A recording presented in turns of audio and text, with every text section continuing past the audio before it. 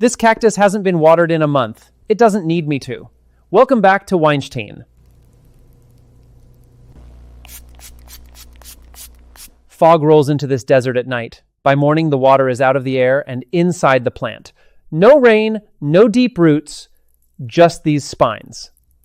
There is a cactus that gets almost all of its water out of thin air. No rain, no river, no well. Fog rolls in overnight, and by morning, the water has already been pulled off the air, moved down every spine, and delivered to the base of the plant. Nothing pumps it. Nothing spends a joule of energy doing it. The spine simply makes it impossible for a droplet to stay where it landed. The species is Opuntia microdacis, the bunny ear cactus, and it grows in the Chihuahuan Desert. Rain there is rare and unreliable. What is not rare is fog moisture drifting in low over the ground, night after night, in quantities too small for anything with ordinary roots to use. For this plant, fog is not a bonus. It is the water table. Here is why that is hard. A fog droplet is about 10 microns across a fraction of the width of a hair. At that size, gravity barely matters. The droplet does not fall. It drifts, suspended in the air, carried past you by whatever wind there is. The water is already there, all around you, and there is no obvious way to take any of it. That problem is no longer academic in the American West. The past 2 decades have been the driest stretch in roughly 1,200 years of tree ring record. The Colorado River has more water promised on paper than has ever actually flowed through it. And the aquifers underneath the fallback, when the rivers are short, hold water that took thousands of years to accumulate and does not refill on any human timescale. Our answers all come down to moving water or lifting it. Pipe it from where it is to where it is needed, over mountains if necessary. Pump it out of the ground, take it from the sea, and remove the salt. Every one of those is a solution measured in energy per liter, and every one of them fails the same way. When the energy or the source stops, so does the water. Now, here's the number that reframes the whole problem. All the rivers on Earth, added together, hold about 2,000 cubic kilometers of water at any moment. The atmosphere holds around 13,000, roughly 6 times as much.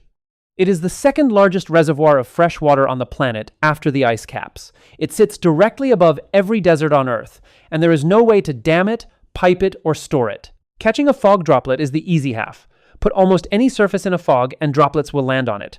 The hard part is what happens next. The droplet sticks exactly where it touched down, too small for gravity to pull it anywhere, and sits there until the sun comes up and it evaporates back into the air. A caught droplet is not a collected one. The reason is contact angle hysteresis. A droplet resting on a surface has a leading edge and a trailing edge, and the trailing edge grips more than the leading edge lets go. To move at all, the droplet has to overcome that difference. And it gets worse as things get smaller. The forces holding a droplet in place scale down more slowly than its weight does. Small means stuck. So look at the spine. To the eye, it is a needle. Thin, sharp, uniform. Under a microscope, it is nothing of the kind. It is a few millimeters long and structured differently along its entire length. And the structure at the tip is not the structure in the middle, which is not the structure at the base. Every section is doing a different job. Start with the most obvious feature, the one you can see without a microscope. The spine is a cone, not a cylinder. It tapers steadily from a wide base to a fine point. That sounds like nothing more than a consequence of growth, or a way to make it sharp. It is neither. The taper is the transport mechanism, and it is doing most of the work. A droplet sitting on a curved surface has a pressure inside it that depends on how tightly the surface is curved. Tighter curvature means higher internal pressure. That is the Laplace relation, and it is why a small bubble is harder to inflate than a big one. On a cone, the two ends of a droplet sit on different radii, so the two ends are at different pressures, and the droplet is squeezed harder at the narrow end than at the wide one. The consequence is that the droplet has nowhere to go but toward the base. It is not sliding downhill in height, it is sliding downhill in pressure, and the gradient is built into the shape of the spine. Nothing is added, no pump, no coating, no signal. And because the driving force is geometric rather than gravitational, it works just as well pointing upward as pointing down.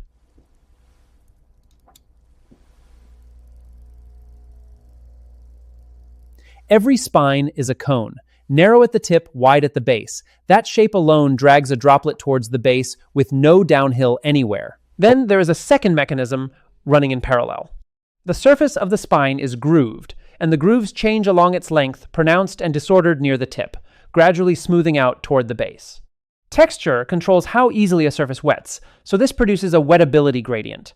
The base is easier for water to spread across than the tip is. The important thing about those two mechanisms is that they do not compete. The Laplace gradient from the cone and the wettability gradient from the roughness both point the same way, from tip to base. Two independent physical effects, built into the same object, pushing in the same direction. If one weakens a worn tip, a wet surface, a change in temperature, the other still moves the droplet. At the very tip, the grooves resolve into barbs, angled backward like the teeth of a saw. These are where the fog first lands. A single 10-micron droplet is too small to be moved by any gradient, so the barbs hold droplets in place until enough of them have merged into one drop big enough to feel the pressure difference. Capture first, then coalescence, then transport. At the other end sits a dense belt of fine hairs called trichomes, wrapped around the base of each spine cluster. They are absorbent, and they are exactly where the droplet arrives after its journey down the cone. The water does not have to be found, pumped, or redirected. It is delivered to the point where the plant takes it in. Add those together, and you have three separate functions built into one structure a few millimeters long. The tip captures, the taper and the texture transport. The base absorbs. There is not a single moving part anywhere in it. No valve, no muscle, no energy input, and nothing to maintain. It has been running unattended for a very long time. The cactus is not the only organism that solved this. The Namib desert beetle uses a completely different approach. Its back is covered in bumps, with water-attracting peaks and water-repelling troughs. Fog condenses on the peaks, grows until it is heavy enough to break free, then rolls down the slippery troughs to the beetle's mouth. Same problem, same desert conditions, entirely different hardware. It is worth being precise about what the spine is not doing. It is not attracting the water. It is not pumping it. It is not sensing anything or responding to anything.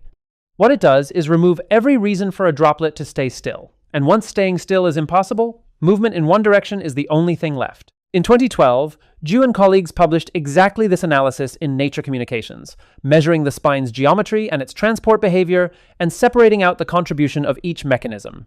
Then they did the part that mattered. They built artificial cones with the same gradients and put them in a fog chamber. The copies moved droplets the same way, in the same direction, with no energy input at all. Meanwhile, a much simpler version of this has been running in the real world for decades. A fog net is a sheet of coarse polypropylene mesh stretched between two poles, facing the prevailing wind. Droplets collide with the fibers, merge, run down into a gutter and into a tank. There are installations in Chile, in Peru, and on the slopes above Sidi Ifni in Morocco, where villages get a real share of their water this way. Now, the numbers, which are smaller than the idea suggests, a well-sited fog net collects on the order of a few liters per square meter per day, and that is in a good location on a good day. Mesh geometry matters enormously. Too fine, and the air flows around the net instead of through it. Too coarse, and the droplets pass straight between the fibers. Most existing installations are nowhere near optimal. Two directions are being pushed in the lab. The first takes the cactus literally, pattern the fibers of a mesh with conical, gradient-textured microstructures so that captured droplets are driven off the surface instead of clinging to it and evaporating.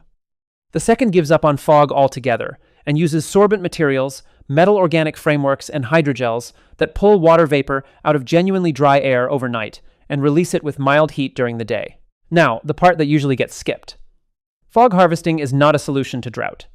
It requires fog, which means a coastal or mountain zone with reliable marine air, and most of the dry world does not have it.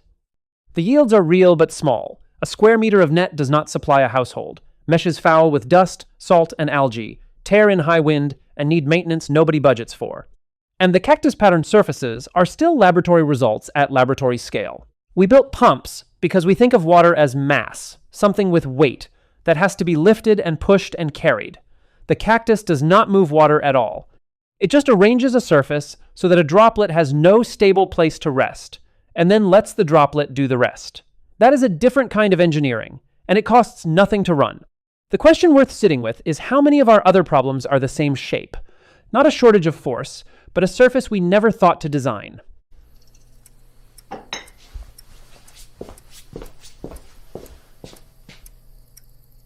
Oh, you're still here? Thanks for watching. All right, I'm done here. Catch you later, yeah?